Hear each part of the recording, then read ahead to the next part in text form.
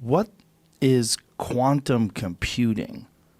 Now, I keep hearing about this. It's one of the big breakthroughs in computers is going to be quantum computing. Right. I'm almost the right guy. I'm not completely the right guy. Right. I actually did teach a course at Caltech that involved quantum computing, so I'm perfect. above average. Definitely the best guy out of that. But yeah. So quantum mechanics. This is the book that I'm writing right now. That's going to be out a year from now, called Something Deeply Hidden. It'll be about quantum mechanics, and the goal of the book will be to make quantum mechanics understandable to everybody and convince them that quantum mechanics really does imply the existence of multiple worlds where things look very much the same, except for tiny differences.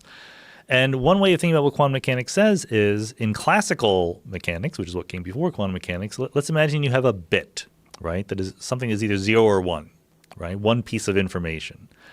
In quantum mechanics, you have a quantum bit, a qubit, as they call it. Very clever. So the difference is that instead of it being a 0 or a 1, like it would be classically, quantum mechanically, it is in some superposition of 0 and 1. It's some combination of a little bit 0, a little bit 1. And it's not that you don't know which one it is. It's that it really is both. It might be 90% 0 and 10% 1 or something like that. So take that fact, number one, okay? Fact number two is that quantum mechanics has a thing called entanglement, which means that if you have two bits, classically, so you have 0, 0, 0, 1, 1, 0, 1, 1, right? 4 different possibilities. So quantum mechanics says it's not that this one bit is in a combination of 0 and 1, and this other bit is also in a combination of 0 and 1. It's that the 2-bit system is in a combination of 0, 0, 0, 1, 1, 0, 1, 1, right? So it might be that it's 50% 0, 0 and 50% 1, 1. So you don't know what either bit is, but you know they're the same, right? Okay. So that's entanglement. So you take these two ideas that you have a combination of zeros and ones rather than just one or the other, and the different bits can be entangled with each other. And then you just say, well, what is a computer? A computer is something that takes bits in, does manipulations, and spits out the answer, right? You solve problems.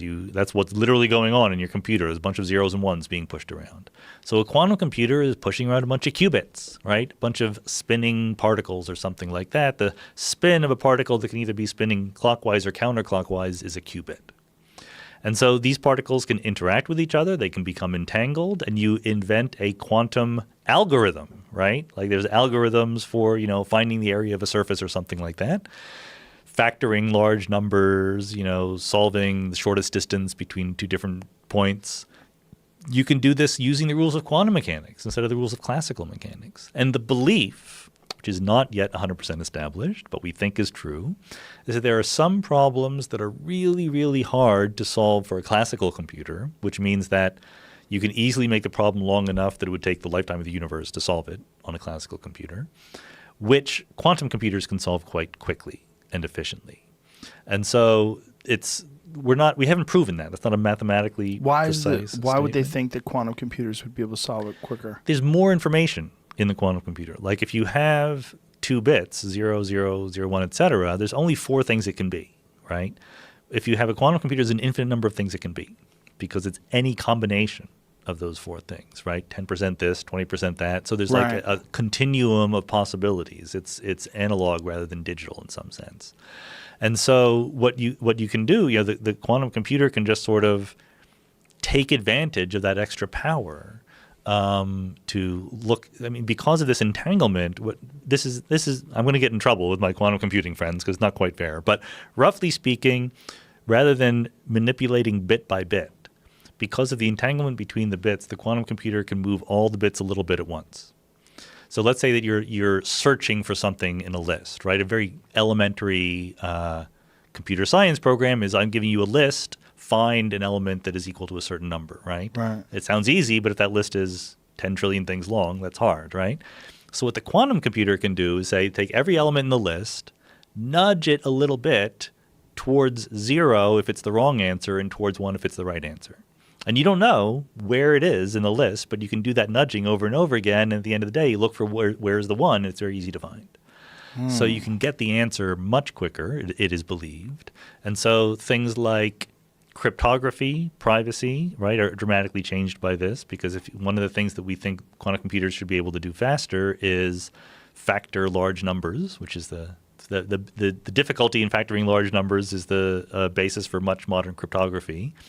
But also simulating systems that were just too difficult to simulate. Just it took too much computer power to do it. Now maybe we can do it because nature is truly quantum mechanical at the core. It turns out to be very hard because the problem is you have all these bits. If you touch one of them, if the outside world bumps into one of them, right, like a cosmic ray or an atom hits it, the whole entanglement is ruined between everything. So it's very, very delicate. And that's what right now they're working on systems of, let's say, dozens of qubits entangled at once. You would like it to be way more than that because you can store an enormous amount of information in these things. And if it works, I think it'll be way better at computing if it works. I'm not at all sure that quantum computers will be efficient or cost effective or anything like that in the near term. But, doing computations faster is something that a lot of people want to be able to do.